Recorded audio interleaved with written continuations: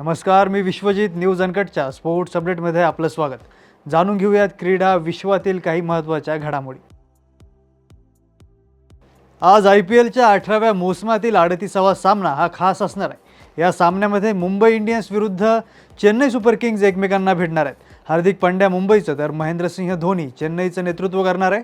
मुंबई आणि चेन्नई या दोनही संघांचा हा या मोसमातील 8वा सामना असणार आहे. तसेच दोनही संघांची या हंगामात आमने सामने येण्याची ही दुसरी वेळ ठरणार आहे. चेन्नईनं पहिल्या सामन्यात मुंबईला पराभूत केलं होतं, त्यामुळे मुंबईला आता आपल्या होम ग्राउंडवर चेन्नईचा धुव्वा उडवत पहिल्या पराभवाचा वचपा काढण्याची संधी आहे. आज डबल हेडर अर्थात 2 सामने होणार आहेत. डबल हेडरमधील पहिल्या सामन्यात पंजाब किंग्ज विरुद्ध रॉयल चॅलेंजर्स बंगळुरू आमने सामने असणार आहेत. श्रेयस अय्यर पंजाबचं तर रजत पाटीदार RCBचं नेतृत्व करणार आहे. दोनही संघांचा हा या मोसमातील एकमेकांविरुद्धचा दुसरा सामना असणार आहे. उभय संघांत 18 एप्रिलला झालेल्या सामन्यात पंजाबनं RCBचा घरच्या मैदानात धुव्वा उडवला होता, त्यामुळं RCBकडे आज या पराभवाची परतफेड करण्याची संधी आहे. IPLच्या रोमांचक सामन्यात लखनौ सुपर जायंट्सनं राजस्थान रॉयल्सचा अगदी 2 धावांनी पराभव केला.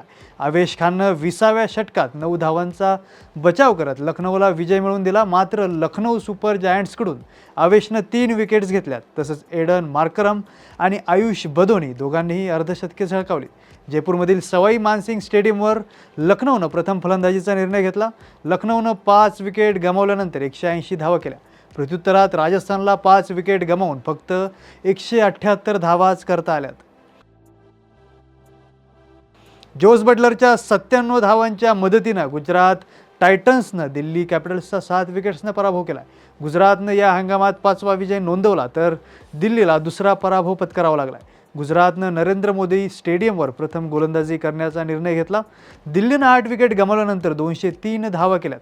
प्रत्युत्तरात गुजरातनं 20व्या षटकात केवळ 3 गडी गमावून लक्ष्य गाठलंय. 97 धावा करणाऱ्या बटलरला सामनावीराचा पुरस्कार देण्यात आलाय.